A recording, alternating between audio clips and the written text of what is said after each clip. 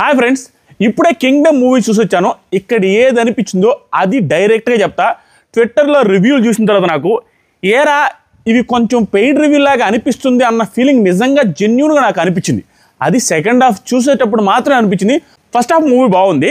అది ఎందుకు బాగుందంటే ఫస్ట్ నుంచి ఇంటర్వెల్ వరకు ఎక్కడ కూడా డీవియేటింగ్గా సాంగ్ కానీ డీవియేటింగ్గా సీన్ కానీ ఎక్స్ట్రా సీన్స్ కానీ స్టోరీ లైన్కి బయటకు వచ్చి ఒక్క సీన్ కూడా లేదు. అది ఎక్సలెంట్ అనిపించింది. దాంతోపాటుగా ఫస్ట్ నుంచి లాస్ట్ వరకు కూడా స్టోరీ లైన్కి బయటకు వచ్చి ఒక్క సీన్ కూడా లేదు. అది కూడా too good. And Vijay Deverakonda గారి యాక్టింగ్ కూడా ఎక్సలెంట్గా ఉంది ఎక్సెప్ట్ ఒక్క సీను. ఆ సీన్లో కూడా నాకు డైరెక్టర్ మిస్టేక్ కనపడుతుంది. ఎందుకంటే విజయ్ దేవరకొండ గారు ఇలాంటి సీన్లు యాక్టింగ్ చేశారు, ఎమోషనల్ సీన్స్ యాక్ట్ చేయగలరు. కానీ ఆ ఎమోషన్ సీన్లో కూడా ఏంట్రా ఇలా యాక్ట్ చేయించారని లిటరల్లీ చెప్తున్నాను, హార్ట్ఫుల్గా చెప్తున్నాను. నేను కావల్లో ఒక థియేటర్లో చూస్తే నేను ఏదైతే సీన్ గురించి చెప్తున్నాను సెకండ్ హాఫ్లో, ఆ సీన్లో లిటరల్గా జనాలు నవ్వుతున్నారు. ఫస్ట్ హాఫ్ బాగుంది, ఇంటర్వెల్ సీన్ బాగుంది. దాంతోపాటుగా సెకండ్ హాఫ్లో కొన్ని సీన్లు బాగున్నాయి.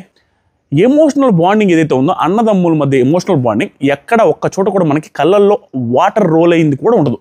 కనీసము సరే ఆ ఎమోషనల్ సీన్ వస్తుందా అన్న ఫీలింగ్ మనకి ఎక్కడా కలగదు.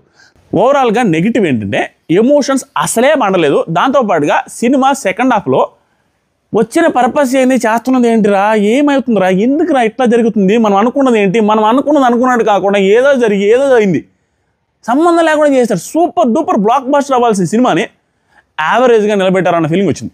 ఈ సినిమాకి ప్లస్లు వచ్చేసరికి ఫస్ట్ హాఫ్, దాంతోపాటుగా విజయ్ దేవరకొండ గారి ఎక్స్ట్రాడినరీ యాక్టింగ్, దాంతోపాటుగా హీరోయిన్ ఎందుకు పెట్టుకున్నారో నాకు అర్థమే కాలేదు. సూపర్గా అనిపించింది నాకు. వెంకటేశ్వరం చూసారా, ఆయన విలన్ యాక్టింగ్ ఎక్స్ట్రాడినరీ అనిపించింది.